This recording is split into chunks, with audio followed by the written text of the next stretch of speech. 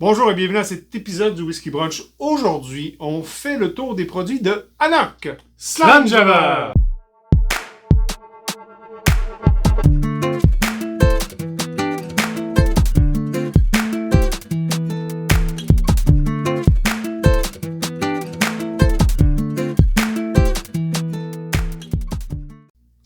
Salut Martin! Bonjour Alain! Bon matin à la maison, on espère que vous allez bien. On va présenter aujourd'hui des produits Anok, on en a quelques-uns. Si c'est quelque chose qui vous intéresse, si vous aimez ça, le contenu, n'oubliez pas de vous abonner, un pouce en l'air, et peut-être nous faire part de votre produit préféré Anok. Martin, Anok, ça vient en fait de Knockdhu. Knockdhu, qu'est-ce que ça veut dire Anok? Anok c'est le Black Hill, non c'est The Hill. The Hill. C'est Knockdhu, je pense, qui veut dire The Black Hill. The Black Hill, voilà. Ouais, c'est ça. Exactement. Donc, c'est dans les Highlands. C'est un produit de Highland. En Écosse, évidemment, un petit peu nord-est de Dufftown, où on a pu avoir la chance, moi et Eric, d'aller visiter. On n'a pas visité cette distillerie-là. Elle a été fondée en 1894 par John Morrison. Morrison qui est... on connaissait des Morrison, ouais, c'est ça. Donc, il y avait des sources d'eau, il y avait des sources de peat. Ils ont décidé de faire une distillerie là, dans ce temps-là. C'est dans le village de Knock, qui est dans le Aberdeenshire, in London. Donc, effectivement, ouais, Knockdhu, ça veut dire Black Hill, ou la montagne noire, et Anok, c'est juste The Hill. The Hill, voilà. Ils ont été rachetés, je pense, en 88 par Invert House, qui est un distiller. Puis les gens qui connaissent un peu Invert House, c'est eux qui ont Hull Putney, ils ont Balblair, ils ont Cardrona aussi. Puis, ce qui est intéressant, ils ont acheté récemment un whisky de la Nouvelle-Zélande que la maison propose. Je veux pas dire ça, mais c'est sûr qu'on aura pas ça. Je pense pas, mais... Mais c'est quand même intéressant. Puis ils ont les cognacs français Larson aussi. Ah, ok, intéressant. Dans le fond, ils ont vraiment une source là-bas qui est pas loin de Knock Hill. Ça s'appelle Knock Hill Springs, qui est vraiment effectivement... Là, ils sont très traditionnels. Martin, ils utilisent pour passer de la vapeur à l'état vapeur à liquide. Ils utilisent encore un warm tub. C'est une des très rares. C'est rare, puis ils utilisent...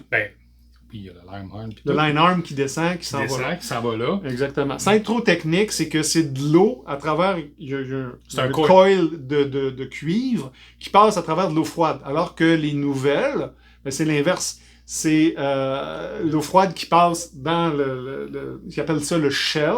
Et le whisky passe à travers le shell, puis là, c'est refroidi comme ça. Par contre, c'est quand même... Je pense que c'est ce qui donne un aspect intéressant à Anok. Mais je pense que Anok, puis écoutez, on en parle souvent, Highland, Speyside, tout ça, c'est souvent... Je pense qu'ils se distinguent dans leur profil de goût dans les Highlands. Ils ont vraiment une particularité. Puis là, bon, il y a plein de gens qui vont dire, c'est-tu le hill, c'est-tu la source d'eau, c'est-tu la façon de faire? Ouais. Moi, je pense que c'est ça, la façon de faire. Je pense aussi, puis je vais te mettre un petit défi. Des warm tubs. Non, mais les warm tubs, il y a à peu près juste 15 distilleries qui ont ça encore. Et je t'en nomme quelques-unes, puis tu vas me dire, hey, on aime ça, ce profil-là. OK? Vas-y. Springbank. Talisker. Oban. Krigallaki. Donc, c'est toutes des vieilles distilleries. Je dis ça comme ça, mais... traditionnelles. On va les appeler comme ça. Exactement. Puis ça donne des profils, je pense, intéressants. Ça fait que ça touche plus ou moins le cuivre selon la froideur de l'eau dans le tub, etc. Ça se dirait-tu c'est moins industrialisé comme processus? Je veux pas aller là, mais t'as pas tort avec toi. Exactement. Dans les produits Anok, en fait, Knockdhu. Anok, ils ont quand même beaucoup de produits. Sur leur site web, il y a ce qui est courant, évidemment.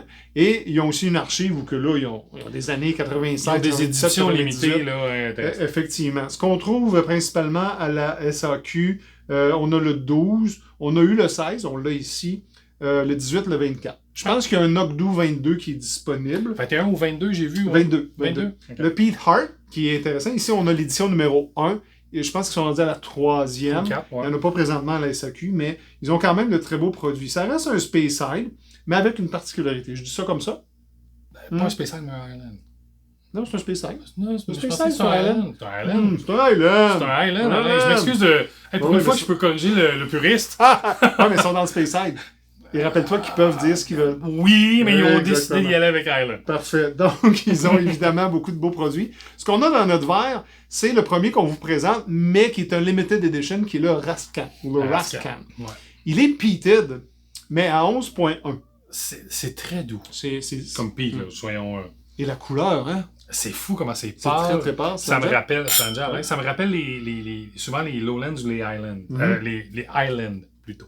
Les îles, en fait. Ouais. C'est très intéressant. On distingue très, très bien le peat. Ouais, c'est intéressant. Hein? On distingue très bien le peat.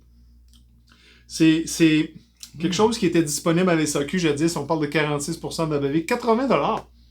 C'était abordable. Disponible, très abordable. Ouais. C'est très huileux. Je trouve ça très intéressant comme texture. Mielleux. Orange. Comment je pourrais dire ça? Je pense que tous les produits Anok ont ce petit côté-là, mielleux, que vous allez retrouver, mais oui, il est très très présent. Mais j'aime le peat. Le peat, il est pas trop fort. J'allais dire, il est pas overpowered, mais on le goûte. C'est très très bien. Ouais. C'est quelque chose de très léger. Quand je dis léger, c'est pas négatif. Ce que je dis, c'est que ça se boit à merveille. Moi, je vais reprendre l'expression, ça pourrait passer une bouteille 2 gars d'une veillée facile. Ouais. Hein? Du bord du feu de même. Bord du feu, là. En pantoufle, puis, ça peut être dangereux. Le nom Rascan, aussi à titre informatif, c'est un outil. On le voit un petit peu ici sur la bouteille, sur le cover. C'est un outil qui servait à enlever toute la mauvaise herbe sur le dessus du peat pour pouvoir faire du meilleur peat. Pour le rendre plus humide, dans le fond, parce que ça passait la première couche. C'est vraiment intéressant. C'est très, très bon. C'est, je te dirais, je vais là, j'aime ce que tu dis sur le lowland. Ça pourrait être un lowland peated. Peated, oui. Un peu floral. Il y a un petit côté floral, il y a un petit, je vais dire herbacé. Oui. Je veux pas dire floral nécessairement. Pour moi, c'est plus herbacé. Mais c'est très, très intéressant. Est-ce que tu sens du cuir? Du vieux cuir, vanille? La vanille, oui, on la sent, mais ton vieux cuir... Vraiment intéressant. Hearty, ouais. Moi, tu sais comment on se distingue un peu sur ce côté-là, mais donc, ce qu'on boit, c'est le Rascan, comme je disais. C'est pas le statement, $80. C'était $80 SAQ, 46%. Martin, tu nous présentes lequel, toi, de ton côté? Je vais commencer avec le 12 ans, qui est, je vais l'appeler le flagship d'Anok, qui est quand même un super beau produit. On parle de 40% d'ABV, donc c'est très doux, c'est très léger. 88,25$ à la SAQ, c'est très abordable, encore une fois. Je dis d'emblée, là, c'est léger, je l'ai dit 40%, fait qu'on s'attend à un blended comme un Johnny, un truc comme ça, mais c'est complexe. C'est ça qui est intéressant. Au nez, là, on va trouver, c'est très doux. Je reviens avec le miel qu'on a parlé, qu'on retrouve présentement dans le Rascan. C'est un agrume acidulé. L'orange, là, on s'ostine, le citron, peu importe, c'est acidulé. C'est très frais. Puis, ça nous rappelle le côté floral qu'on a présentement. Mais moi, je vais l'appeler le côté céréal. Je me suis servi 2 verres dernièrement. Malty, peut-être? Un petit peu plus malty. Donc, c'est plus un côté céréal. En bouche, comment je pourrais dire ça? C'est un bon sucre. Vous me connaissez, je connais Bourbon, fait que je sais quoi du sucre. Fait que quand je dis c'est un bon sucre, c'est que c'est un sucre très bien balancé, très doux. Le petit côté herbacé revient. Mais ce que j'ai trouvé intéressant, il y a un oomph. Là, tu me dirais, voyons, Martin, c'est un 40. Non, il y a une bonne présence d'éthanol. Ça vous ramène une céréale toastée. J'ai vraiment aimé ça. Écoutez, c'est pas long. C'est très court. On l'a dit, c'est un 40%. Ça coule très bien. Mais on retrouve le oakiness. Je vais l'appeler comme ça, qu'on dit. Le boisé. Le boisé. Puis la petite céréale à la fin. Donc, je trouve que pour un Highland, je reviens là, puis même on va soutenir un Speyside, c'est ça. Un whisky. Ça se distingue. C'est pas un profil classique sucré. Puis selon toi, est-ce que le 12 ans aurait dû être 13, 15, etc. Bon, oui, il y aurait dû 40%, c'est la part des anges qui est partie ou ils ont vraiment dilué pour mettre à 40? Je pense qu'ils l'ont dilué pour l'amener à 40. Je pense qu'il aurait pu gagner en strength. Je vais le dire comme ça. Une année de plus. Ou le laisser à 46. Ou le laisser à 46 sans le water down. Mais même là, c'est un super bon produit pour le prix. Je vais être honnête avec vous. Quand vous cherchez quelque chose qui se distingue, on vient souvent là, dans les Highlands, dans les Speyside, c'est à peu près le même profil. Vous voulez quelque chose qui se distingue. Là, je suis d'accord avec toi. On va aller chercher un Anok. Knock-Do font vraiment des beaux produits avec un Anok. Sérieux, c'est quelque chose qui est difficile à obtenir. C'est rare, mais ça vaut vraiment la peine. Oui, allons-y. De mon côté, je vais rester dans le peated, Martin, avant d'aller dans l'age statement, parce que je pense que tu vas faire le 16 après. Je vais retourner dans le peat heart. Donc, c'est le peat heart qu'on a ici, les 2 bouteilles noires, c'est le Rascan puis le peated. Donc, c'est la batch numéro 1. On parle de 46% d'ABV. Quand même $128 à ce moment-là à la SAQ. Un petit peu plus cher. Il disait que c'était le smokiest range, autour de 20 ppm. Le Rascan, c'est 11.1, autour de 20 ppm. Mais l'orge était à 40 ppm. OK, donc le résultat donne autour de 20, mais l'orge initiale est exactement. Puis tu sais, un hardbag standard, c'est entre 50 et 55 ppm. Donc, on reste quand même de quoi de très intéressant. Puis, il a été terminé dans des fûts de ex-Bourbon. OK. Donc ça donne quoi de super intéressant. Ce qu'on va avoir au nez, ça va être du tabac de pipe. Ça va être très épicé. Évidemment, de la fumée. La fumée, ben, j'espère. Effectivement. Avec un peu de vanille et de citrus. Avec de la vanille, la crème glacée à la vanille. Ça doit venir des barils de Bourbon. Probablement. Petit côté, au palais, ça va être un peu de viande barbecue, etc. De la cardamome. Cardamome, okay. Cardamome et un peu de chocolat. Très léger. La fin, ils disent que c'est très rafraîchissant. À la fin, c'est assez exceptionnel. Mais c'est ça, j'allais dire, ça doit être exceptionnel parce que je reviens à un peat rafraîchissant. C'est bien, c'est difficile à obtenir, je veux dire ça. Oui, tout à fait. Sans méchanceté. Avec un finish de pommes vertes, de fleurs d'orange et avec évidemment de la fumée à la fin. Tu parles de pommes vertes, puis il se passe une super belle introduction au 16. Vas-y donc le 16, Martin. Écoutez, je pense que le Hanok, puis tu vas être d'accord avec moi, se distingue par ce côté-là, le petit côté fruité verger, je vais l'appeler comme ça. Oui. La pomme est tout le temps présente.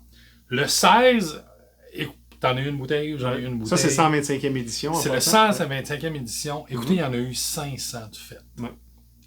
Ça a été un plaisir d'y goûter. On parle d'un cash string en partant, parce qu'on parle d'un 56.3. C'est pas un gros cash string, mais c'est quand même intéressant. Bon, 147$ à la SAQ à l'époque, parce qu'il est plus disponible. Pour un 16 ans. Pour un 16 ans. C'est très abordable. On parle dans des fûts classiques là, de Bourbon, puis d'American Oak. Mais ce que j'adore, c'est le Orchard Fruit. Vous prenez le premier nez, là, c'est la pomme verte. Vous vous retrouvez dans un verger, c'est super intéressant. La muscade, puis moi je vais aller dans mon champ gauche. La noix de coco. OK. Je trouve qu'on a ce petit côté-là, fibreux, sucré, là, de la noix de coco qu'on retrouve, c'est très intéressant. En bouche, ben écoutez, la vanille, on n'a pas le choix, on est dans le fût Bourbon. Le gingembre, la pomme verte, l'espèce de, on va dire tarte aux pommes, mais je veux pas aller dans le Speyside. On va pas là. On va pas là. Plus croustade. Fait que je vais aller chercher le côté beurre, le côté sec, du granule sur le dos. J'essaie de donner un profil. Puis moi, en fin de bouche, là, c'est la céréale et le chocolat. Je pense que c'est là que la particularité du 16. Et c'est vraiment... c'est en bouche, là. En bouche. C'est relativement long. Il y a même un poivre noir. Tu sais, je veux dire, un épice poivré qui linger. Pour moi, personnellement, dans la série des Hanok, le 12 est super bon. Je n'ai parlé souvent, le 18. Oui, attends, on s'en vient. On s'en vient. Mais le 16, ça a été un... Puis ça a été mon premier Hanok. C'est le 125e anniversary. Puis là, il y en a un nouveau, je pense. Oui, ils ont sorti le 125e. Ben, il est annoncé sur le site d'Hanok. Est-ce qu'on l'a ici? Je ne vais pas, même dans le ROC. Mais c'est un 125e peated. Fait qu'un 16 ans peated. Ça doit être assez intéressant. De mon côté, je termine notre sélection d'Hanok avec le 18 ans. Bon. Ça, c'est relativement récent. Quand on a fait la capsule des 18, Martin, tu te rappelles, ça a été un coup de cœur. Oui. Je pense que, je veux dire, si vous avez la chance de trouver un Hanok 18 ans, je suis pas fan fini des Age Statement 18. Je trouve que c'est un peu, des fois, overrated. Ben, on jase, là. On jase. Ouais, c'est ça. Je vais dire qu'il y a 2 18 dans ma vie que je trouve intéressants. Le Talisker. Le Talisker. Puis le Hanok. Le Hanok vaut son temps. Tu sais, on a fait Springbank. Ouais, OK. Le Johnny, on en a parlé aussi. Qui était mais fine, OK. Mais puis là, ben, les prix augmentent. Là, on parle quand même de 197$ à la SAQ, ce qui est très abordable pour un 18, mais quand même relativement cher. Dans d'autres marchés, ça doit évidemment être moins cher. 46% de la BV. Ça a été introduit vers la fin de 2014, ce 18 ans-là. Et là, c'est quelque chose de vraiment très bon. Ça a été ex-Sherry européen d'abord, puis ex-Bourbon américain. Évidemment, pas de couleur, pas d'eau, etc. Pas d'eau, mais je veux dire, pas de chill filtration, pardon. Et là, on a... C'est satisfaisant, là. T'as de l'orange sanguine, t'as des raisins, c'est intéressant. C'est épicé, vanillé, de la figue. Et le finish, là, c'est long. Le finish est vraiment exceptionnel sur le 18. Mais c'est ça, j'allais dire. Je pense que c'est le côté exceptionnel. Autant sur le 16, c'est le fini qui vous amène en bouche Sur le 18, tu prends ta gorgée juste pour avoir le fini. C'est ça qui est intéressant chez Anok. L'épice, elle est sherried ou le sherry est épicé. Prenez ça comme vous voulez. Et là, c'est là qu'on a le bourbon et sherry. Je pense que j'ai pas la proportion entre sherry puis bourbon là, dans le terme de vieillissement. On parle de 18 ans. Je vais faire 9-9, mais je suis pas certain. Je suis pas certain. Non, à quel point c'est juste un season à un certain niveau versus vraiment un vieillissement dedans. Mais le 18 ans, sérieusement, je pense que c'est un des bons achats de l'année. Là. Quand on va faire le review 2024 à la fin de l'année... Il va être difficile à pas considérer. On en a quand même beaucoup, mais je pense que ça va être un petit coup de cœur de mon côté. Martin, c'était les produits Anok. J'espère qu'à la maison, vous avez apprécié. Si vous avez un Anok préféré, quelque chose qu'on n'a pas là, évidemment, c'est tout à fait possible. Laissez-nous-le en commentaire. Faites-nous un pouce en l'air des commentaires, abonnez-vous. Et d'ici là, on vous dit... Drama!